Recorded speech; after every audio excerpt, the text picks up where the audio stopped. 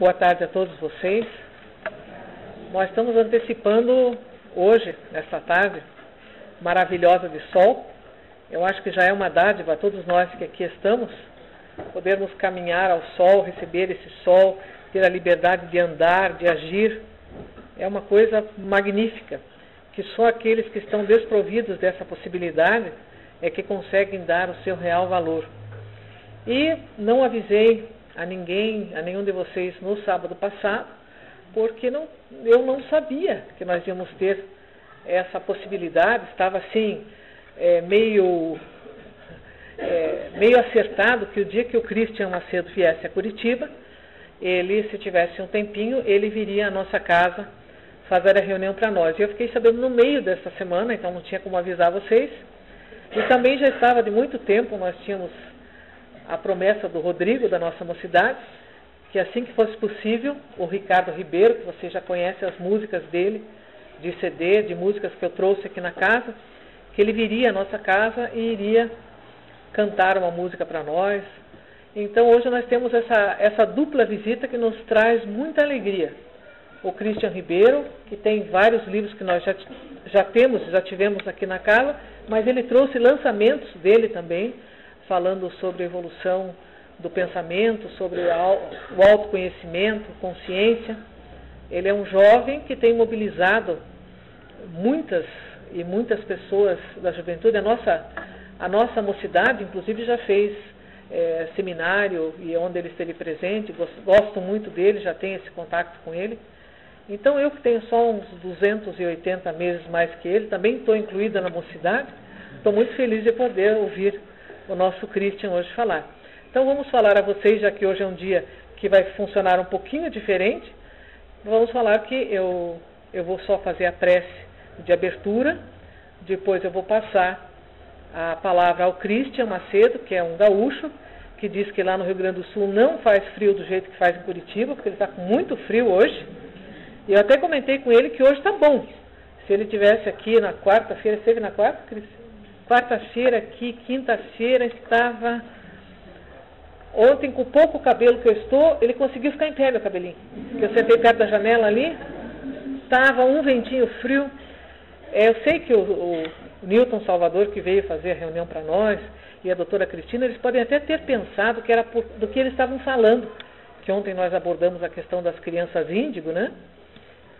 Que eu estava ficando com o cabelo em pé por causa do que eles estavam falando, mas não era frio mesmo, sabe? Então nós vamos fazer assim, vocês vão ficar com o Christian, que é esse jovem, 280 meses, mais ou menos, só mais novo do que eu, é coisa pequena, e ele tem feito palestras em muitos lugares, às vezes também acompanhado pelo Raul Teixeira, e já está bem conhecido no Paraná, Santa Catarina, e não sei em outros lugares fora do Rio Grande do Sul, onde ele tem andado.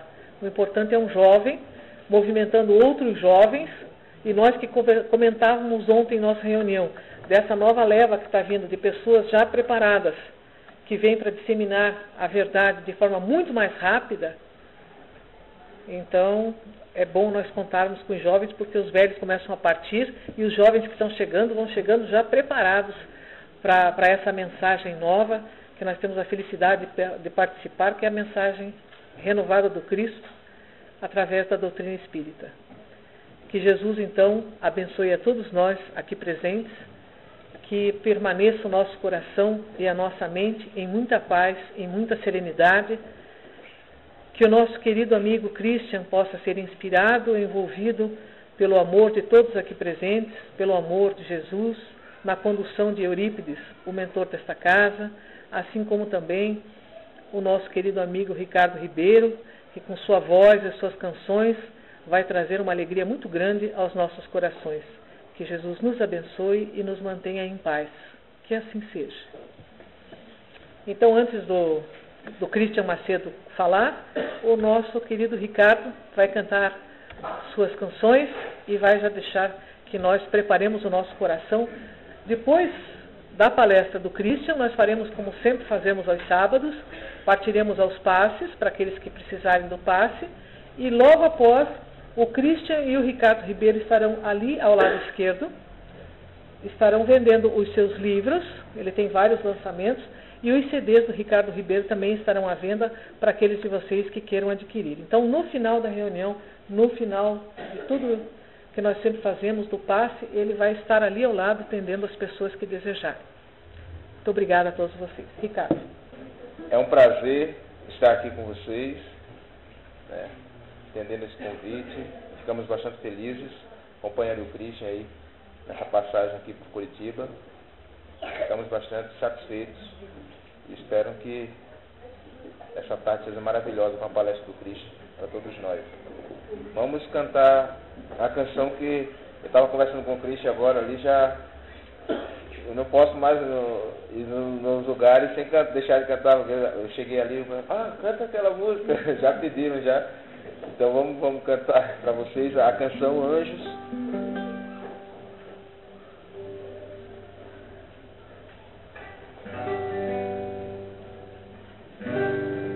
Então quem souber canta comigo, tá bom?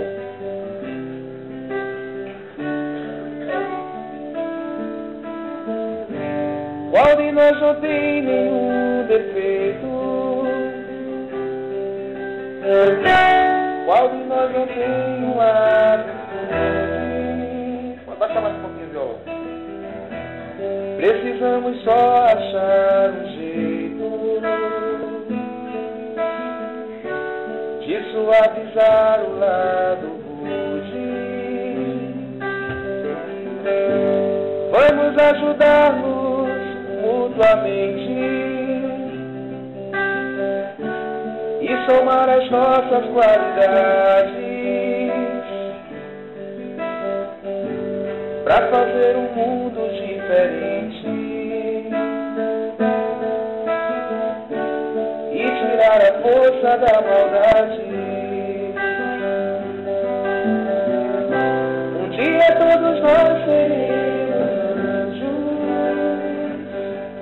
Vamos trabalhar e acreditar que no futuro nós seremos anjos, num planeta onde o amor, unicamente o amor, há de reinar, e assim será. A felicidade só começa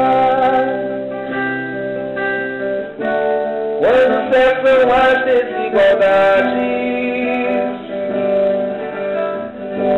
quando todos compartilham sonhos e não usam mal a liberdade. O mestre falou, sede perfeitos, e nos ensinou esta lição, que somente o amor será eterno. Nele está a nossa salvação. Vamos lá, cantando o refrão comigo. Um dia todos nós seremos anjos. Vamos trabalhar e acreditar que no futuro nós seremos anjos, num planeta onde o amor, unicamente o amor, há de reinar.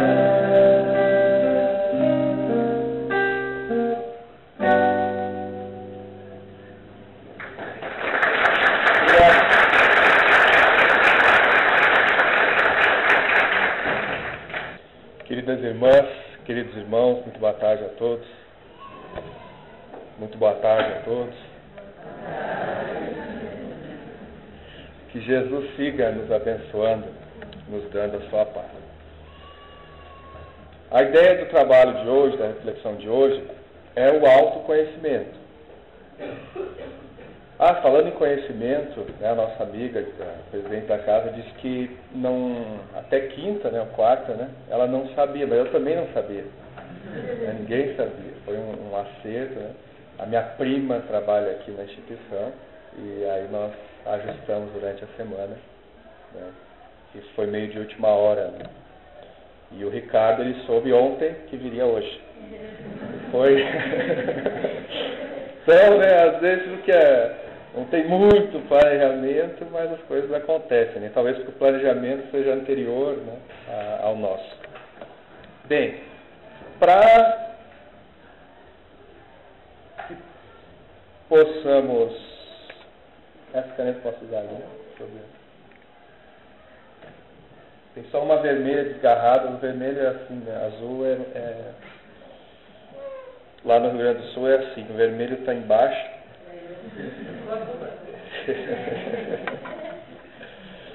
Gente, o processo de conhecimento, ele envolve então sujeito e objeto.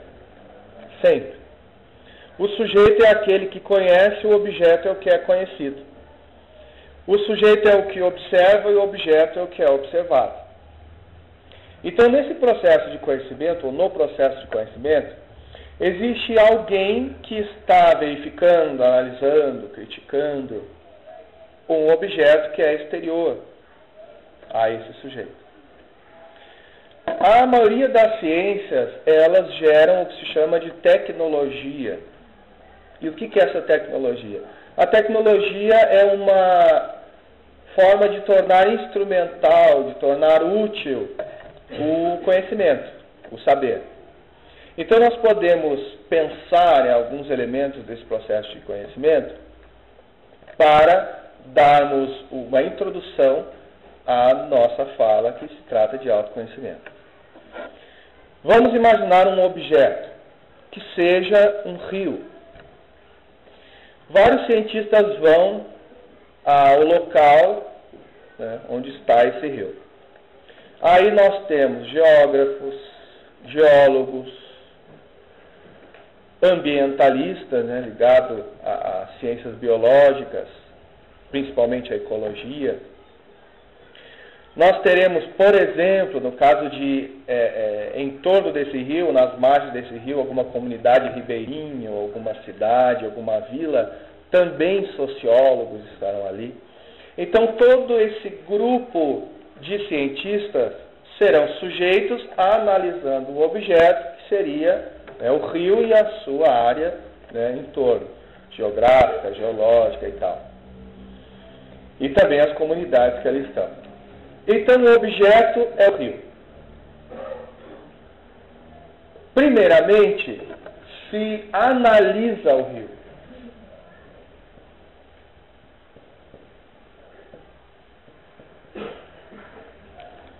O que é a análise? A análise é a ideia de você fragmentar um todo em partes, colocar essas partes à sua frente e se debruçar sobre elas. A análise é isso.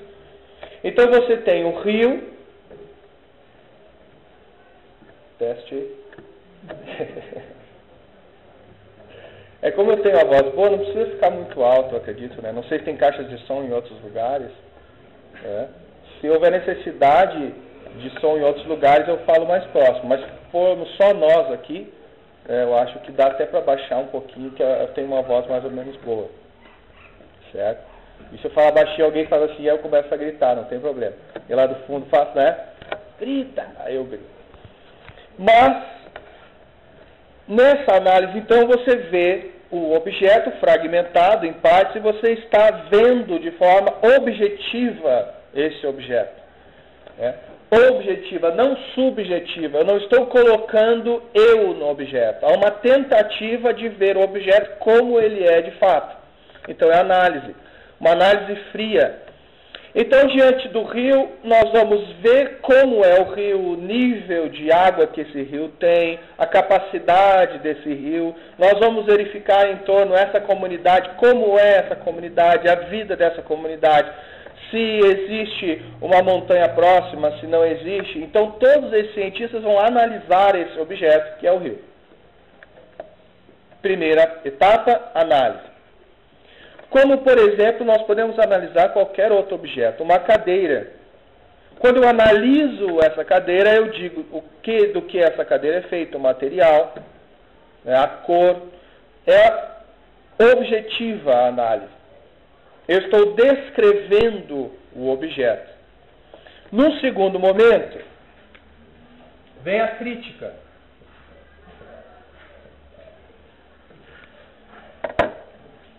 No rio, por exemplo, nós vamos ver as possibilidades que esse rio tem de nos servir de forma útil. Vamos verificar as coisas positivas, as coisas negativas nesse rio. A cadeira, por exemplo.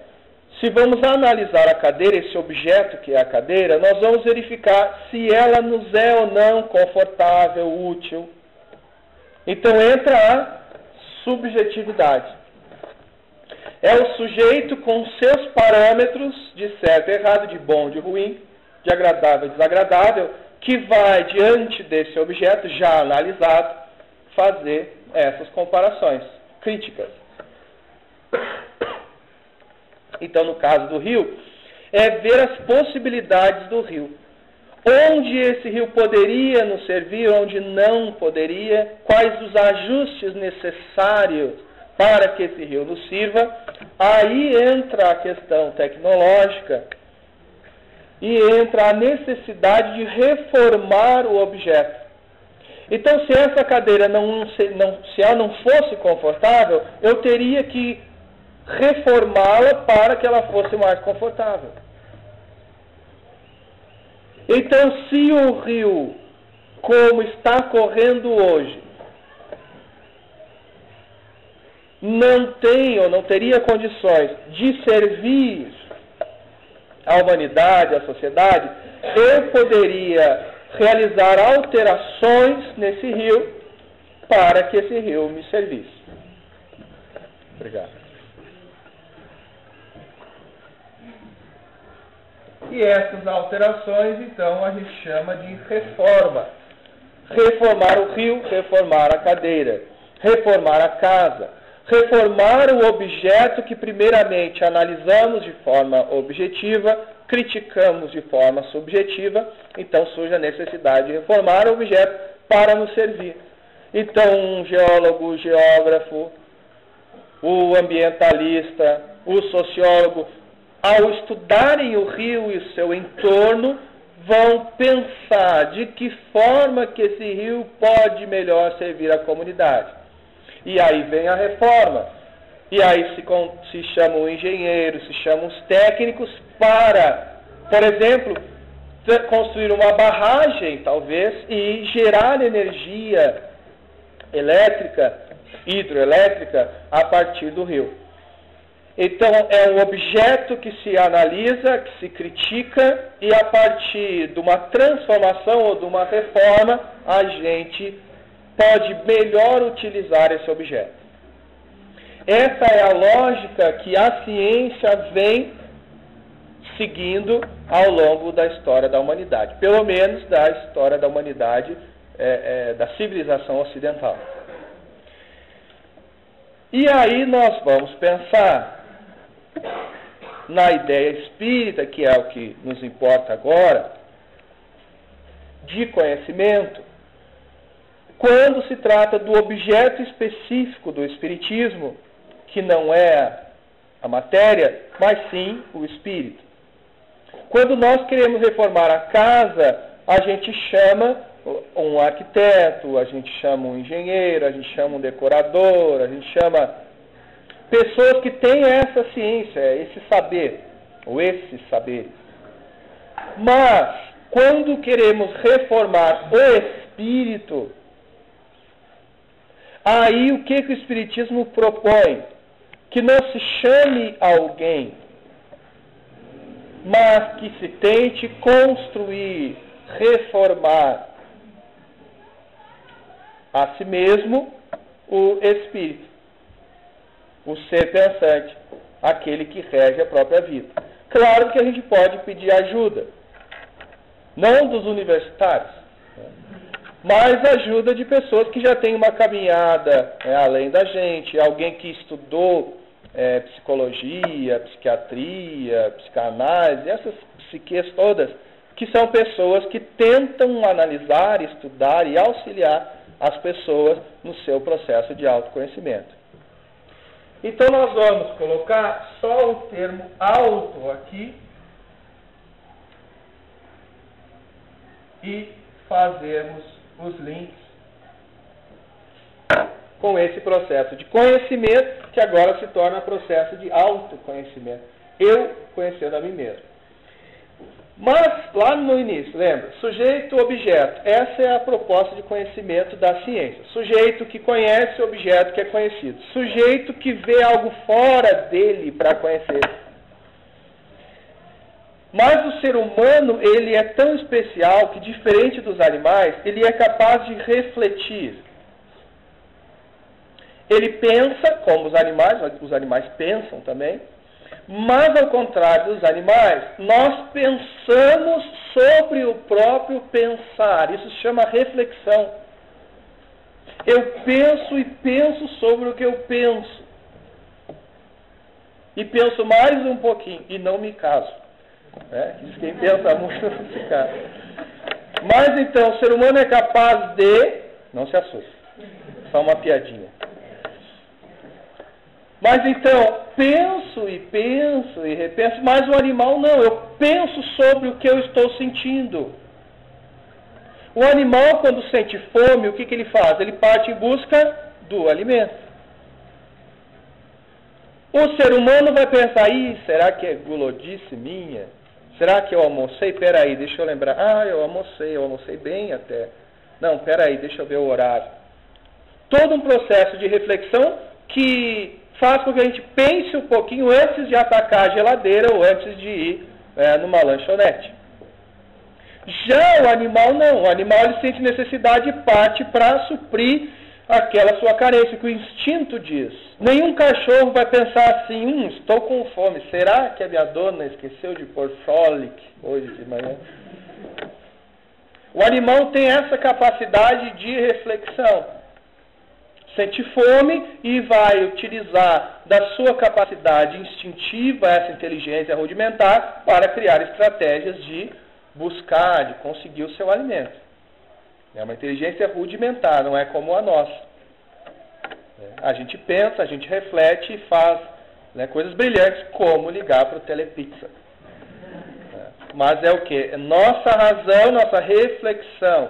E o ser que reflete, ele pode, olha que interessante isso, fazer um processo que se chama objetivação. O que é objetivação? Eu sou sujeito e objeto ao mesmo tempo. Eu posso me colocar como objeto. Então, eu posso pensar em mim como se fosse outra pessoa. E aí nós veremos no item 919A, quando Santo Agostinho vai desdobrar a resposta anterior, sobre o autoconhecimento, e vai dizer o quê? Faça como eu, todos os dias antes de dormir, passava em revista o dia e verificava o que eu tinha feito, o que eu tinha deixado de fazer, o que eu fiz de correto, de incorreto, de positivo, de negativo. Mas para isso eu tenho que recorrer à minha memória e me colocar como outra pessoa. Eu estou vendo um filme onde o personagem sou eu, mas está à minha frente, está diante de mim. Então é objeto. Então é o processo de objetivação. Eu, sujeito, sou o objeto do processo de conhecimento. Então, autoconhecimento. Eu me analiso. Quem sou eu? Quem é esse cara? Quem é esse sujeito? Pelas minhas atitudes eu vou verificando quem sou eu. Pelas minhas ações, pelas minhas reações. Como é que eu sou diante da televisão, diante de um programa, diante da novela? E eu vou verificando de forma objetiva, fria, as características que eu possuo. É o início do processo de autoconhecimento chamado autoanálise. Eu tenho que ser frio nesse momento. Eu tenho que analisar a mim mesmo como se fosse outra pessoa. Sem paixões. Verificando quem é, as características. Não pontuando as características como certas, erradas, positivas, negativas. Não. primeiro momento, eu tenho que destrinchar esse sujeito que eu sou. Sem julgamento, sem juízo de valor, e saber quem eu sou. Então eu tenho que me estudar, ver as minhas reações. Eu tenho que parar um pouquinho e me verificar no dia. Como é que é a minha reação diante da novela? Eu converso com os personagens da novela, digo, larga deles sua boca. Mas não vê que a irmã é gêmea, maldita. Começa a falar.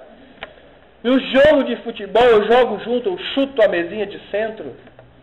Na luta de boxe eu luto junto. Como é que é a minha reação diante dessas coisas? Sou violento? Não sou? Diante de um filme de ação ou policial, quando um crime é realizado logo no início, como é que é a minha conduta mental, a minha linha de pensamento durante o filme? O que eu desejo para o bandido? Será que eu abro o evangelho ao acaso e faço uma prece, digo, se arrependa, bandido? Ou o meu desejo é que o mocinho pegue ele e faça horrores? Como é que é a minha reação? A minha inclinação? Então eu vou me estudando, colocando numa lista as características que eu tenho. Minhas inclinações, minhas reações. Quando um vizinho compra um carro novo, lindo, maravilhoso, como é que é a minha reação? Eu olho assim, saindo aquele carro, e olho para o meu, dos anos 70, que chama carro italiano, cheio de massa. Aí olha, como é que é a minha reação? Eu penso assim, essa deve estar roubando. Ou tomara que não sofra um acidente. Tomara que não risquem o carro dele. Como é que é a minha reação? Então eu vou me estudando. Eu sou ciumento? Não sou ciumento? Como é que eu sou? Eu vou me analisando, mas de forma fria, sem julgamento de valores. Apenas vou pontuando de forma lúcida, racional, essa pessoa que eu sou. Eu gosto de fazer fofoca. Eu curto, eu tenho prazer. Quando alguém diz assim, nem te conto. Como é que é a minha reação? Conta.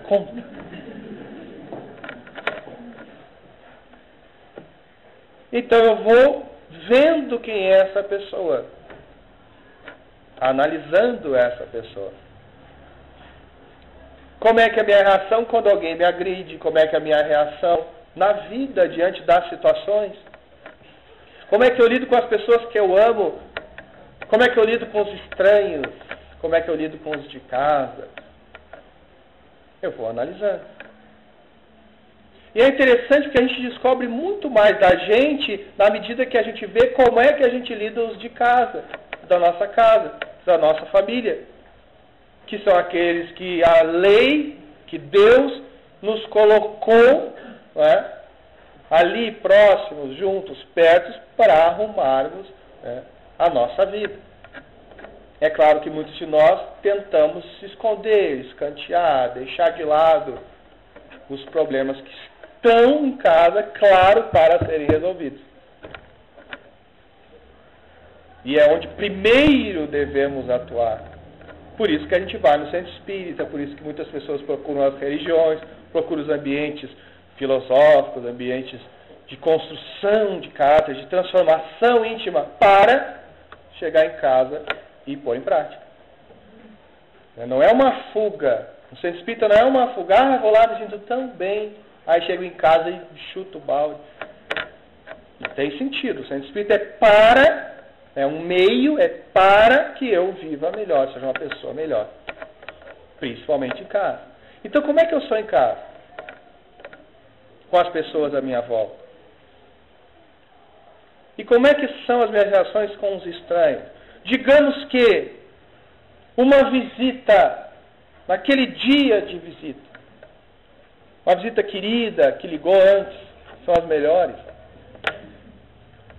Foi convidada para almoçar e a gente coloca aquela toalha de mesa de visita. E aí a visita derruba feijão na toalha. Ou derruba o copo de suco de uva na toalha branca. Como é que é a nossa reação? Ah, que isso? A pessoa fica constrangida. Não, mas que isso? Não foi nada. Calma, eu já vou limpar. Peraí, eu vou lá na cozinha, pego um pano. Fica à vontade. Se molhou, não. Ah, então é o que importa. E se é o marido que derruba?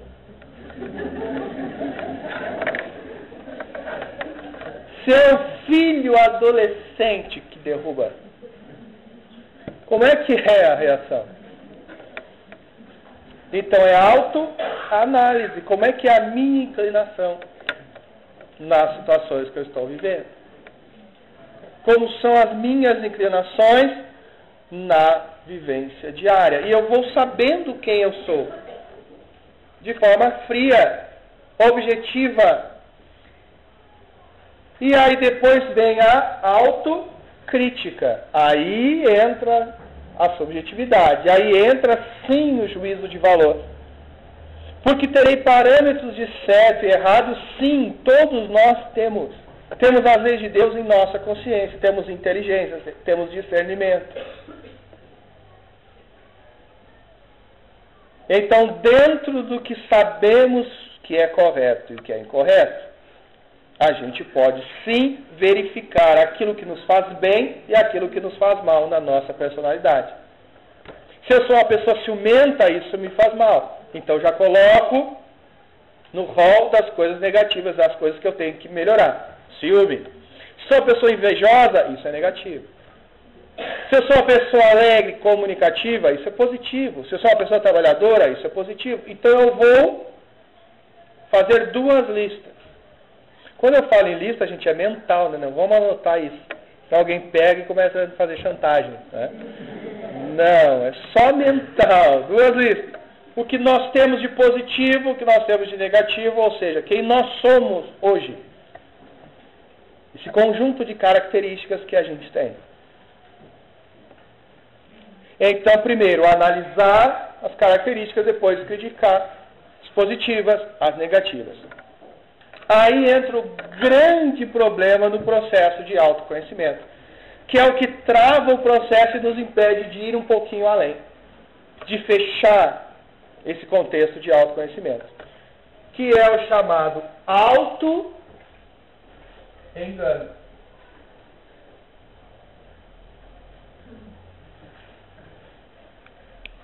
Que Santo Agostinho trabalha na resposta do item 919. Do Livro dos Espíritos. O auto-engano. Ou seja, aquela pessoa que mente para si mesma quando se trata dos seus defeitos. Ela não assume seus defeitos. No outro é um defeito, nele não. O outro é ciumento, eu sou cuidadoso. E se fala para a esposa, meu bem, mas você não confia em mim. E você confia, eu não confio nas outras. É uma pessoa ciumenta que está se enganando. Não, não sou ciumenta, eu sou cuidadoso, eu sou atento. A pessoa que é mão fechada, pão dura, ela diz o quê? Eu sou previdente. O outro é pão duro, eu sou previdente. Uma pessoa que explode com facilidade, ela não se vê como uma pessoa raivosa, uma pessoa perturbada, ela diz assim, eu sou sincera.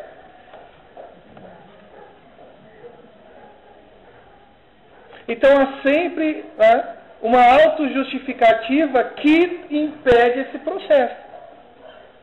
E quando a gente mente para a gente mesmo na proposta de autoanálise, o que acontece? A gente não consegue avançar, porque se eu acho que eu não tenho nada para reformar, para modificar, como é que eu vou melhorar? Se eu acho que eu sou uma pessoa pronta, se eu acho que eu sou uma pessoa linda, maravilhosa, agradável, perfeita, Como é que eu vou melhorar os meus defeitos? Transformar a minha intimidade. Reformar. E aí trava o processo. Por isso que o orgulho, a vaidade, impedem a gente de crescer, de ser feliz. A gente não dá o braço a torcer, a gente permanece naquela linha de ação, linha de conduta. Então o auto-engano é o que trava. A mentira para a gente mesma, alimentada pela mentira que a gente tenta jogar no mundo para as outras pessoas, é o que trava o nosso processo de autoconhecimento. Eu não sinto raiva. Mentira, todo mundo sente. O que a gente tem que lutar é para não sentir ódio. Que os Espíritos falam em dar a outra face, para não termos nem ódio, nem desejo de vingança. O que é um ódio? É um sentimento. O que é raiva? É uma emoção. E a raiva é uma emoção natural no nosso nível evolutivo. Tem sua matriz na lei de conservação. Isso nós vamos ler lá na Gênese, no capítulo 2, no item bem e mal. A matriz do que a gente entende como defeito hoje, muitos defeitos hoje, na realidade fazem parte da lei de conservação e que nós temos que aos poucos nos liberarmos desses sentimentos e das emoções negativas. Então a raiva é o quê? Se alguém pisa no meu pé, eu sinto raiva na hora.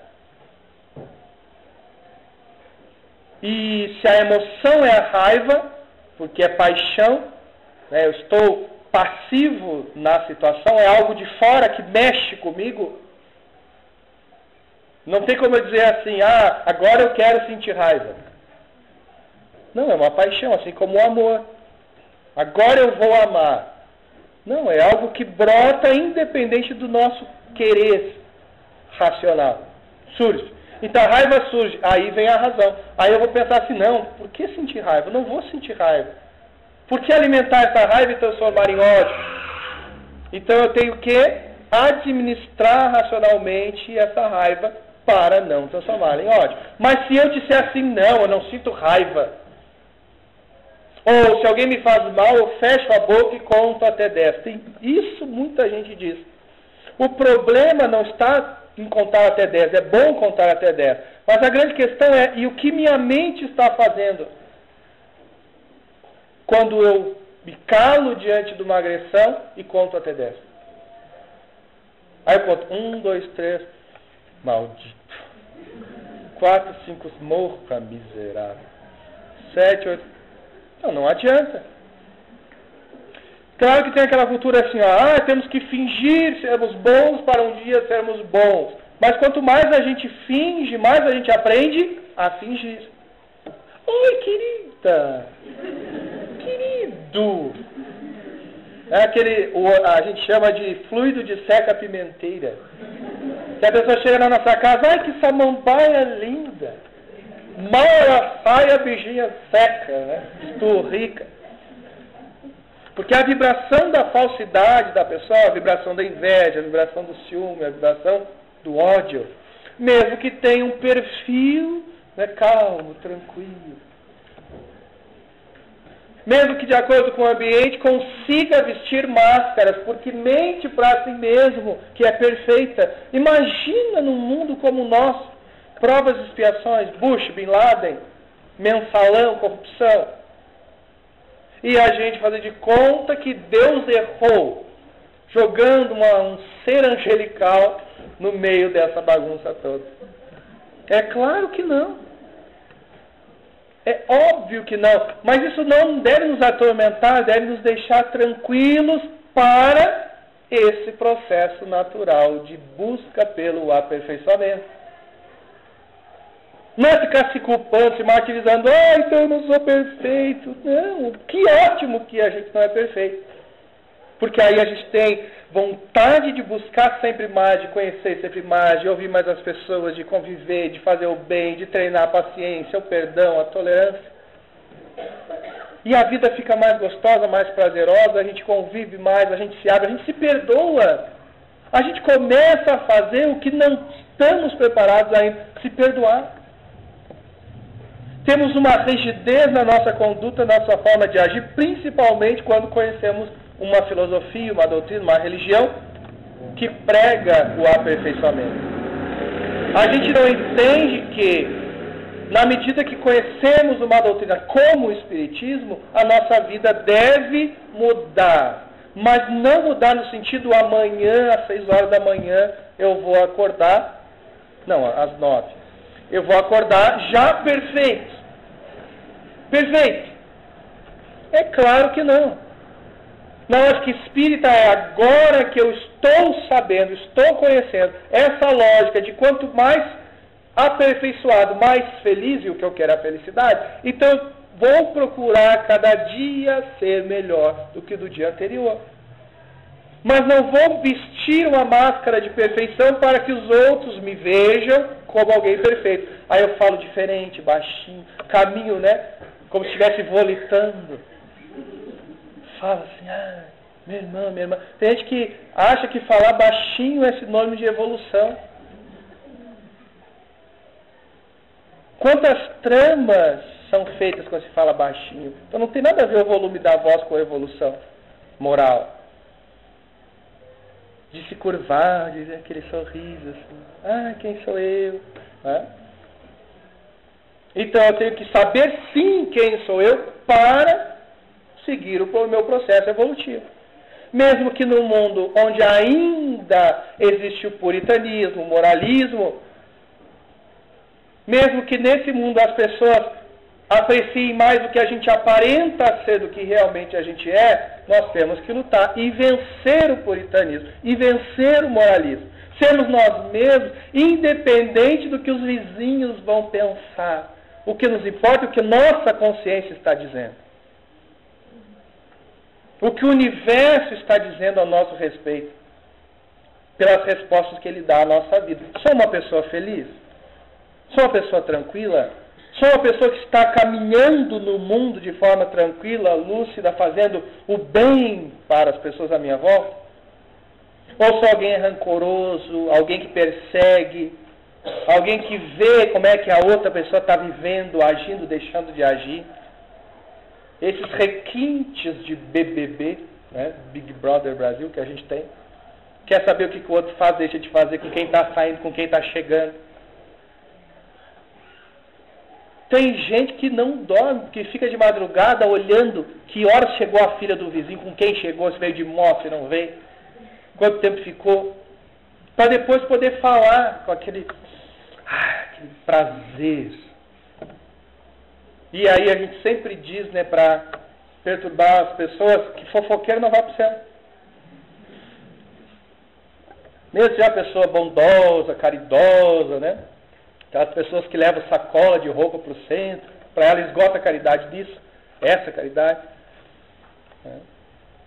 E lá no nosso centro é interessante, as pessoas levam, né, roupas, hoje um pouco menos, mas levavam roupas, a gente abria aquele sacola, vinha aquele bafo da caridade, assim. Não, nem lavar a roupa, nem lavar.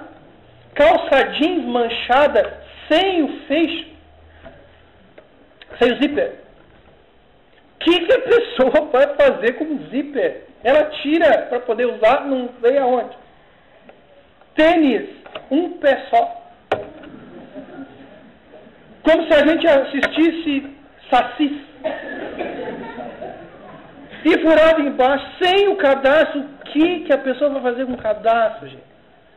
Camisa sem botão, tira o botão para doar. Isso é de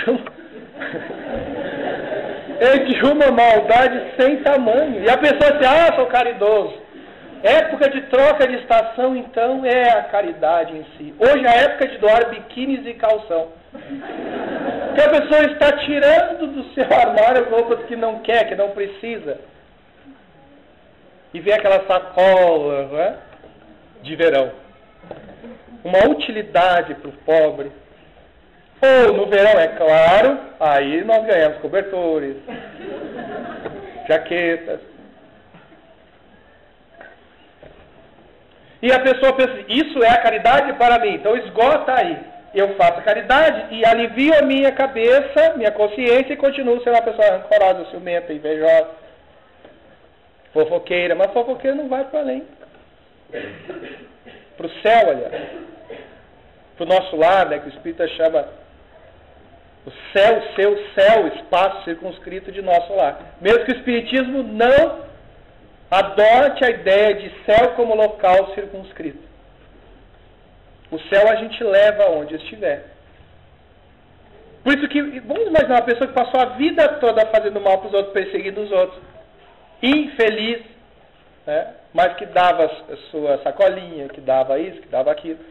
Aí chega no plano espiritual. Como é que vai ser a vida dessa pessoa se ela sempre guardou o lixo na alma? Se ela tinha prazer na fofoca. Aliás, espírita não faz fofoca, faz comentário. E aliás, é tão interessante ver uma rodinha de fofoqueiro, né? Quando a gente está numa rodinha de fofoqueiro, um fala de um, o outro fala de outro e tal, dos que estão fora, né? Aí rodinha de fofoqueiro, ninguém quer ir embora antes. Vocês já perceberam? Claro que sabe quando sai, esse aí fala, mas... Então a gente vê a rodinha de fofoqueiro quando começa a olhar no relógio. Bem, né, gente? Ó, tá no horário, né? Então imagina a pessoa com esse inferno pessoal ir para um lugar espiritual elevado. Imagina o inferno que vai ser, o céu com essa pessoa. Mas olha só esse aí, ó, vem todo iluminadinho, mas... Se a pessoa é ciumenta aqui, chega no além. Se o marido foi primeiro, e aí chega lá no além e tal, e o maridão está de mãos dadas com outra espiritazinha de luz. Como é que vai ser? Ela agarra pelos cabelos fluídicos dessa pirigagem. Olha o rebuliço, mesmo que ela tenha dado sopa, feito a caridade, mas se não trabalhou essas questões morais, junto com a benevolência, que é uma faceta da caridade, como é que vai subir, evoluir, galgar degraus mais altos na escada evolutiva? Então, na medida que vencemos esse auto-engano e passamos a nos trabalhar realmente, a saber quem a gente é, a lutar contra a inveja, contra o ciúme, contra a ganância, contra a arrogância, contra a vaidade, aí a gente pode sim fechar o processo de autoconhecimento, porque estaremos fazendo a reforma íntima que tanto a gente fala. Para fazer a reforma, eu tenho que primeiro saber quem eu sou, saber o que tenho que reformar, e aí sim lutar por modificar aquilo que me incomoda, que me faz mal. Me faz mal antes de fazer mal para as outras pessoas. No caso do ciúme, como nós estamos falando. Se eu sou ciumento, eu começo primeiro a fazer mal para mim. Eu gero o inferno em mim. O meu organismo se ressente da minha infelicidade pelo ciúme. E é claro que aos poucos eu vou atingindo as outras pessoas. Vocês já foram numa festa, numa celebração, com uma amiga ou um amigo que tem um cônjuge ciumento? Aí a pessoa quer se divertir, fica lá o outro lá, carrancudo. Aí cada abraço que ela leva, cada beijo que ela recebe, mais beijo cai. E aí a pessoa quer curtir, quer aproveitar com os amigos e olha, tá o marido ou tá a esposa ali. E olha que inferno, gente. E a pessoa lá, sentada, com a cara amarrada, interferindo negativamente no ambiente dos outros, onde os outros estão ali para curtir, para aproveitar. E ela no seu inferno pessoal, triste, rancorosa, amarga.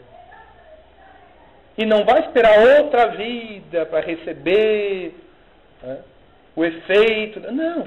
Quando a gente pensa mal, a gente já está iniciando o processo de resposta da vida. Antes de eu fazer mal para a pessoa, se eu sinto mal, eu já estou me corrompendo, me destruindo, me maculando. Vem aquela queimação no estômago, ou a dor de cabeça, o coração acelerado, o mal-estar, por raiva que eu guardo dos outros, transformando em ódio. Então eu tenho que me transformar por necessidade evolutiva, por necessidade de felicidade, me reformar por lógica e inteligência. Não posso mais me fazer mal. E a pessoa ciumenta se mata aos poucos e deixa um viúvo novo, que é pior ainda. Ou uma viúva nova. Então, no processo de autoconhecimento, análise, quem é esse sujeito? Crítica, o que ele tem de bom, o que tem de negativo. E reforma, vou transformar esse sujeito aos poucos, fortalecendo o que tem de bom, modificando o que tem de ruim. Esse seria, então, o processo de autoconhecimento na visão espírita, inserido no item 919 do Livro dos Espíritos. Pela paciência de todos.